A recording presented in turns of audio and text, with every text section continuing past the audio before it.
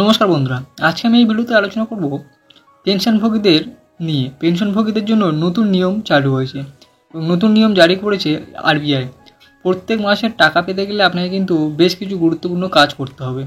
তো সমস্ত কিছু কিন্তু এই ভিডিওতে আলোচনা করব। ভিডিওটি অবশ্যই শেষ পর্যন্ত দেখার অনুরোধ রইল। আর চ্যানেলে নতুন হলে চ্যানেলটি অবশ্যই সাবস্ক্রাইব করে রাখবেন এই ধরনের ইনফরমেটিভ ভিডিও পাওয়ার জন্য। তো ভিডিও শুরু করার আগে বলে দিই, এই সমস্ত ইনফরমেশান ইন্টারনেট এবং বিভিন্ন নিউজ মিডিয়া থেকে সংগ্রহ করা হয়েছে। তো যে কোনো সিদ্ধান্ত নেওয়ার আগে বিশেষজ্ঞের পরামর্শ নেবেন।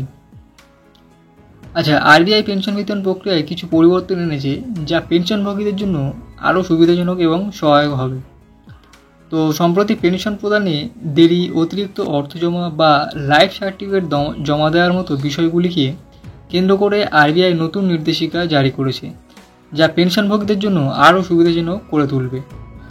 তো যদি মহার্ঘ ভাতা বৃদ্ধি পায় তাহলে ব্যাংকে বলা হয়েছে যাতে তারা দ্রুততার সঙ্গে নতুন হারে ভাতা গণনা করে পেনশনভোগীদের প্রদান করে। এখন পেনশনভোগীরা জীবন প্রমাণ প্ল্যাটফর্মের মাধ্যমে ঘরে বসেই লাইফ সার্টিফিকেট জমা দিতে পারবেন, ফলে ব্যাংকে গিয়ে তা জমা দেওয়ার ঝামেলা থাকবে না। তো এরপর পেনশনভোগীদের মৃত্যুর পর তার জীবনসঙ্গীকে পেনশন পাওয়ার জন্য নতুন অ্যাকাউন্ট খোলার প্রয়োজন হবে না।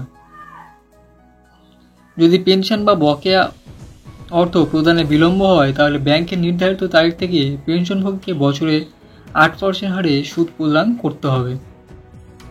এরপর যেটা আছে, এছাড়াও ভুল করে যদি অতিরিক্ত পেনশন অ্যাকাউন্টে জমা পড়ে তাহলে সেই টাকা ফেরত নেওয়ার প্রক্রিয়া সম্পর্কে ব্যাংকগুলিকে নির্দেশ দেওয়ার জন্য আরবিআই পেনশন কর্তৃপক্ষের কাছে পরামর্শ চেয়েছে।